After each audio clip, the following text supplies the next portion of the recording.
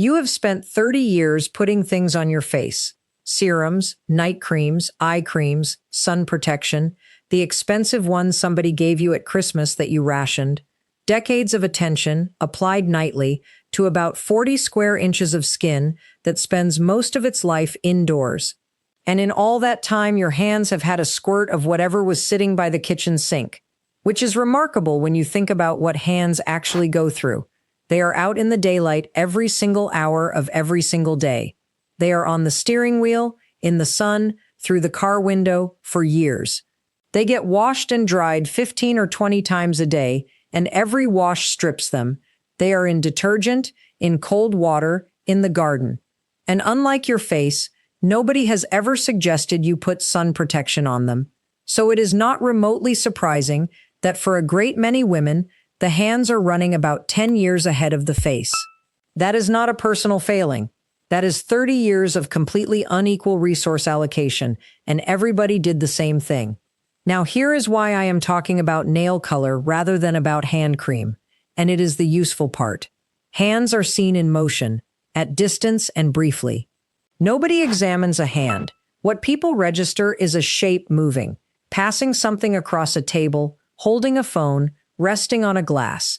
And the single strongest visual element in that moving shape is the nail, because it is the brightest, most defined, most color-saturated part of the whole hand. Which means the nail is doing something quite specific.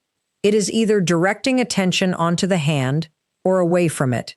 And that depends almost entirely on one thing: how far the color is from the color of your own skin. Get that gap right, and the hand recedes, and the fingers read as longer. Get it wrong, and you have put a spotlight on the exact thing you were hoping nobody would look at. So I am going to give you 7 colors that get it right, and 3 that get it badly wrong, and 1 rule about the shape of the nail that matters as much as any color on the list. Number 4 is the one I most want you to reach, because almost every woman over 60 has decided it is too much for her, and it is one of the most flattering things you can put on an older hand. Stay with me for that. Let me start with the gap. Here is the mechanism, and it explains all 10. Your nail sits in the middle of your finger, surrounded by skin on every side. So a nail color is never seen against a white background the way it appears in the bottle or on a shop display. It is always seen against your own hand, and the eye is not measuring the color. It is measuring the difference between the color and the skin around it. That difference is contrast, and contrast determines attention. High contrast means the nail is very different from the skin, much brighter, much darker, or a completely different tone. High contrast makes the nail a focal point, and because the nail is attached to the hand, the eye goes to the hand and stays there long enough to take in everything else about it. The prominent knuckles, the visible veins, the thinning skin, the sunspots. Low contrast means the nail sits close to the skin tone. The eye reads the finger and the nail as one continuous object, does not stop, and moves on. And because the nail is reading as an extension of the finger rather than as a separate colored tip, the finger reads as longer. So the general principle is this: low contrast for invisibility and length. And when you do want color, which you should, because a bare hand is not the goal, choose a color with depth rather than brightness, because depth reads as elegant, while brightness reads as a signal. There is a second thing happening alongside contrast, and it matters for a specific reason. Skin at the hands very often develops slightly more yellow or slightly more blue tone with age. Yellow from sun exposure over decades, blue where the skin has thinned and the veins are closer to the surface. And a nail color sitting right next to that skin either amplifies it or neutralizes it. A color with orange in it next to yellowing skin makes the yellow more obvious. A color with blue in it next to blue-toned skin makes the veins more obvious, and a color that leans the other way from your skin quietly cancels it out. That is why some colors look wonderful on a hand and terrible on the shelf, and why the reverse happens just as often. Right? 7 colors. The first is sheer milky pink. This is the ballet slipper color, the barely there pink with a slight opacity to it. And if you only ever wear one nail color for the rest of your life, it should probably be this. Here is what it does. It is almost exactly the tone of a healthy nail, only cleaner and slightly more even. So the contrast against your skin is near zero, and the nail reads as a natural extension of the finger. No focal point, no attention drawn, nothing to stop the eye. And the sheerness matters. A sheer formula lets a little of the natural nail show through, which means it does not create the hard, opaque edge that a solid color does at the cuticle and along the sides. Fewer hard edges means the nail reads as part of the hand rather than as something applied to it. There is a practical advantage that I think is undersold, and it is the reason this color is worn by women who have better things to do. A sheer pale color does not show chips. When a deep red chips, you can see it from across the room and you have to deal with it that evening. When a milky pink chips, nobody knows, including you. So a manicure that would last 3 days in a dark color lasts a fortnight in this one. Look for words like sheer, milky, ballet, or nude pink. 2 or 3 coats builds it to a soft, even opacity without ever becoming solid. The second is a warm nude, a shade deeper than your own skin. This is the sophisticated version of the first one, and the specification is precise, so let me be exact about it. You do not want a nude that matches your skin, and you definitely do not want one lighter than your skin. A nude lighter than the surrounding skin reads as chalky and slightly dead, and it is the single most common mistake in this category. It is what makes a nude manicure look like a plaster rather than a nail. You want 1 or 2 shades deeper than the skin on the back of your hand. Just enough that the nail is a definite object rather than a blank, but close enough that the contrast stays low. What that gives you is definition without attention. The nail has a clear shape, so the finger reads as finished and deliberate rather than as bare. But there is no jump in tone, so the eye still travels through. And the warm part matters. A warm nude has a little beige, caramel, or peach in it. A cool nude leans gray or mauve. For most hands over 60, warm is the better choice, because warmth counteracts the grayness that thinning skin can pick up, and because a gray-toned nude next to a blue-veined hand emphasizes exactly what you would rather it did not. To find yours, hold the bottle against the back of your hand rather than against your palm or your fingertip.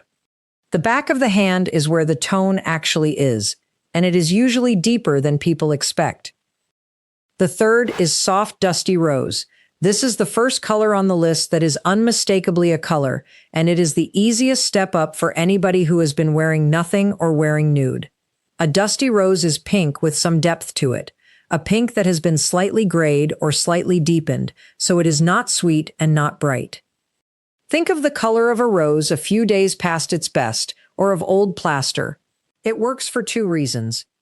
The tone is still close enough to skin that contrast stays moderate rather than high, so it does not spotlight the hand.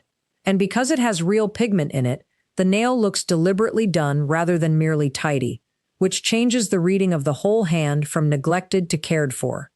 That distinction is worth naming. There is a meaningful difference between a bare hand and a considered hand, and it is not about vanity. A hand with a soft, considered color on it reads as belonging to somebody who is looking after herself, and people extend that impression to everything else about her. A bare hand reads as neutral at best, and dusty rose is universally flattering in a way that very few colors are. It sits between warm and cool, so it does not fight either skin tone, and it works with every color of clothing. If you want one color that is more interesting than nude and completely safe, this is it. Which brings me to the fourth, and this is the one I promised. The fourth is a deep berry, wine, plum, black currant, a rich burgundy. And I know the objection because I have heard it from nearly every woman I have discussed this with. Dark colors are harsh. Dark colors draw attention. Dark colors are for young women with smooth hands. At my age, it should be soft and pale and discreet. Every part of that is understandable, and every part of it is wrong, and here is why. Dark is not the same as high contrast. Bright is high contrast. A deep berry is dark, but it is also low in brightness and high in saturation, and what the eye picks up first is brightness, not darkness. A neon coral is screaming. A deep wine is quiet. It simply happens to be quiet at the dark end rather than the pale end.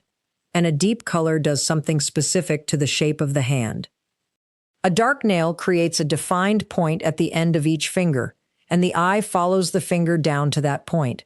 So it draws a line along the length of the finger rather than around the width of the hand, and long lines along the finger are exactly what you want, because they make the whole hand read as more slender and elegant. There is also a color temperature benefit.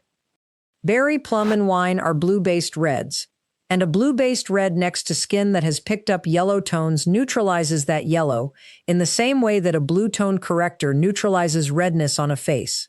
The hand reads cleaner and more even. The one condition is upkeep. A dark color shows chips and shows regrowth at the cuticle, so it needs redoing more often than a milky pink. That is the genuine trade, and if you are somebody who cannot keep on top of it, wear this one for occasions and wear the sheer for every day. But do try it once. Deep berry on an older hand is one of the most elegant things in this entire video, and the women who wear it look expensive in a way that is very hard to explain and completely obvious to look at. The fifth is a true blue-based red. Red is the classic, and it works beautifully on older hands, provided you get the temperature right, and the temperature is where nearly everybody goes wrong. There are two families of red. Blue-based reds, which lean towards crimson, cherry, and raspberry, and which look slightly cool and slightly sharp. And orange-based reds, which lean towards tomato, brick, and vermilion, and which look warm and sunny. Orange-based reds are the problem, and I will come back to them properly in the avoid section.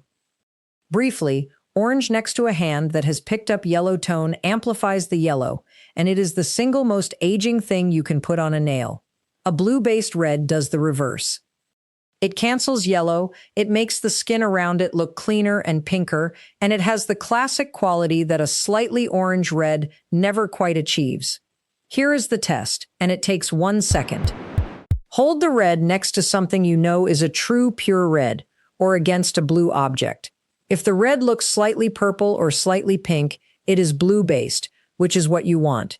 If it looks slightly orange or slightly brown, put it back. The other reason red works so well at our age is association. A proper red nail reads as considered and confident. It is a color that says a decision was made, and it has been read that way for 80 years. Nobody has ever looked at a woman with well-kept red nails and thought that she had let things go. Keep the nails short to medium for this one. A blue-based red on a short, well-shaped nail is chic. The same color on a long nail moves into a different territory entirely. The sixth is soft taupe or grage. This is the modern one, and it is the color that makes a hand look like it belongs to somebody who reads magazines. Taupe sits between beige and gray, and grage is exactly what it sounds like. Both are neutrals with a little more sophistication and a little more depth than a straight nude. The mechanism is the same low contrast principle as the nude, with one difference.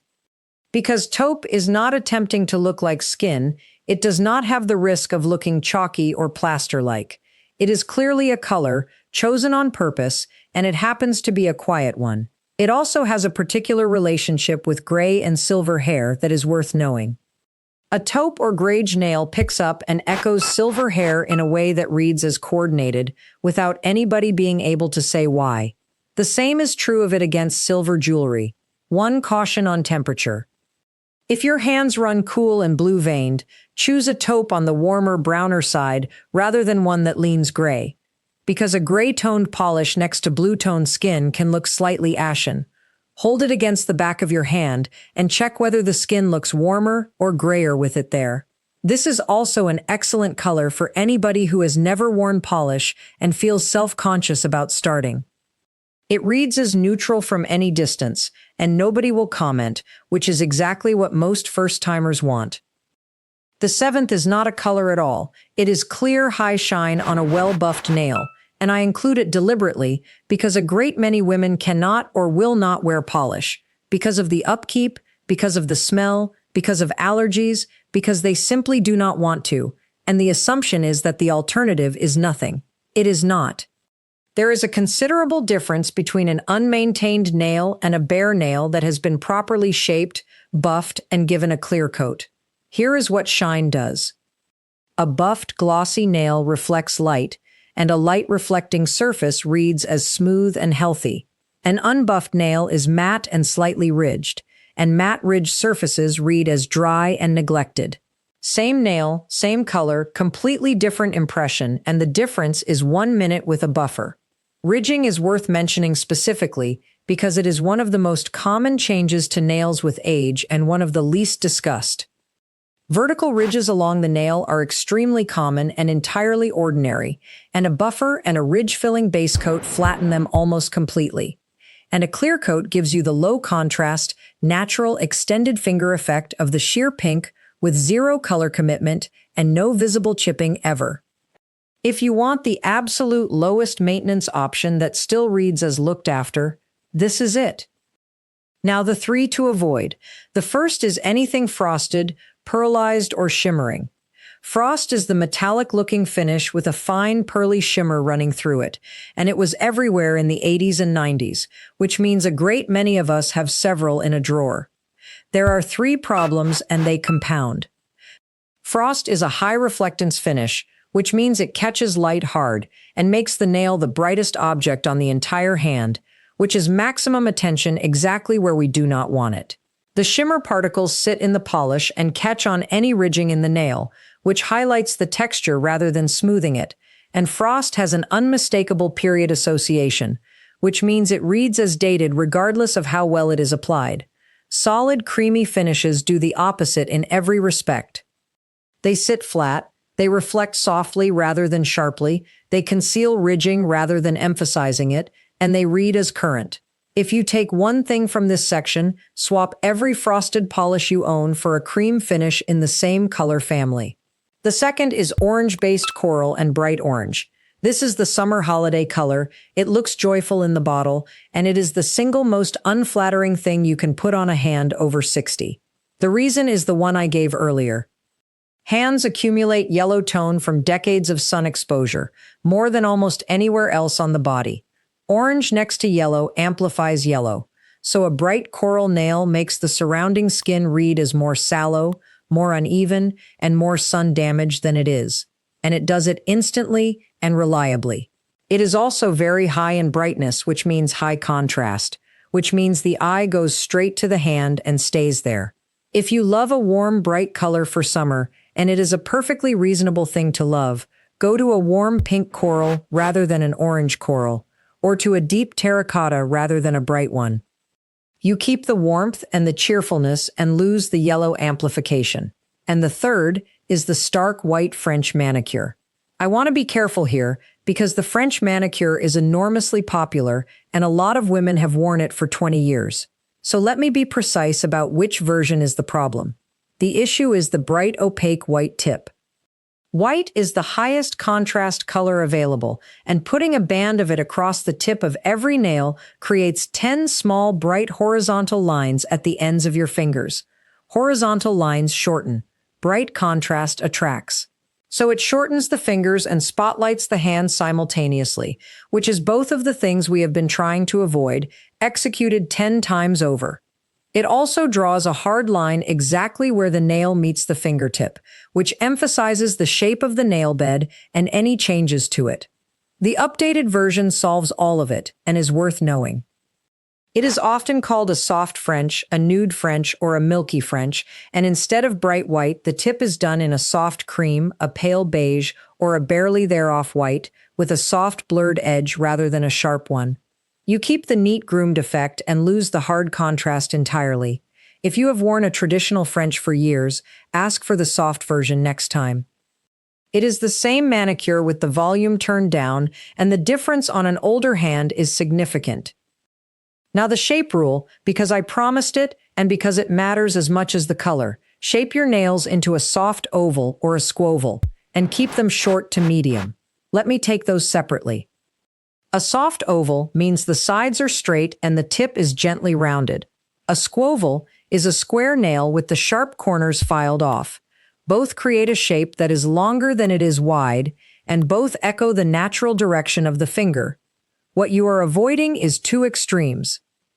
A hard square nail with sharp corners is a horizontal shape, and it makes the fingertip read as blunt and wide. And a sharply pointed or almond-shaped nail draws an aggressive line that looks out of place on a hand that is not 25, and it also snaps constantly on nails that have become more brittle. Then length. There is a persistent belief that longer nails make fingers look longer. On a young hand, up to a point, that is true. On an older hand, it works against you, for a reason that is not obvious.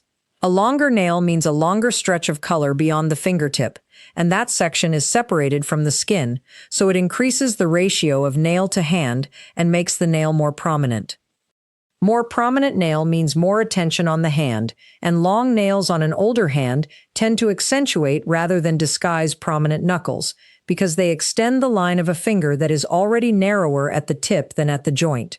Short to medium, extending a couple of millimeters past the fingertip, no more, in a soft oval, in a low contrast color, is the combination that makes a hand read as youthful.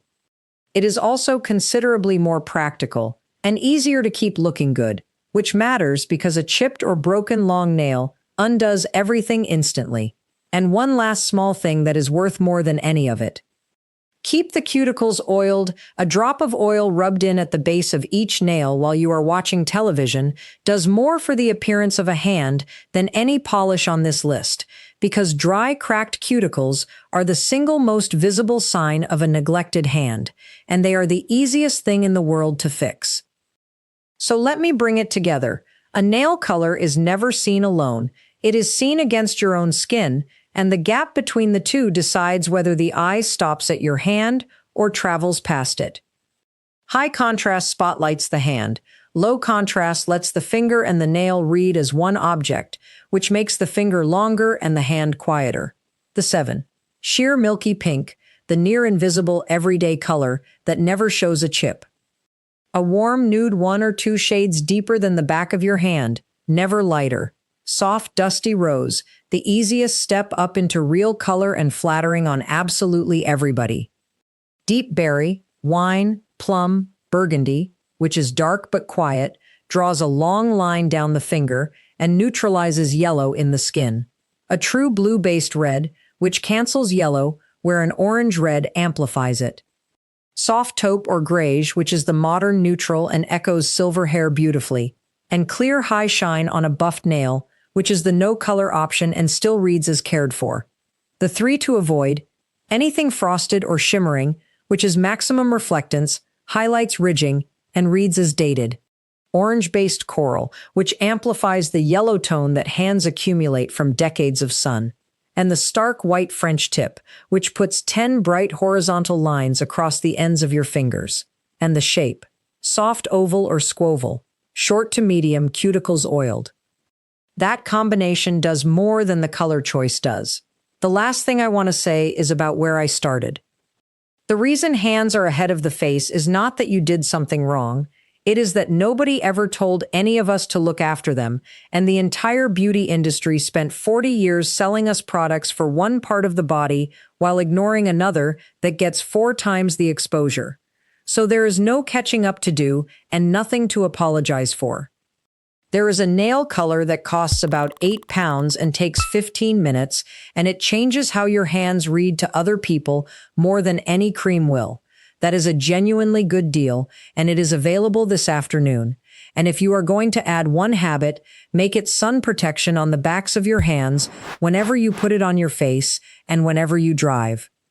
It will not undo anything, but it stops the next 10 years from being like the last 30. So tell me in the comments what is on your nails right now, because I would like to know how many of you are in the coral. And tell me honestly whether you have got a frosted polish somewhere in a drawer, because I suspect nearly all of you have. Subscribe if this was useful, because I make these for women who are tired of being sold the cream and never told the reason. I will see you in the next one.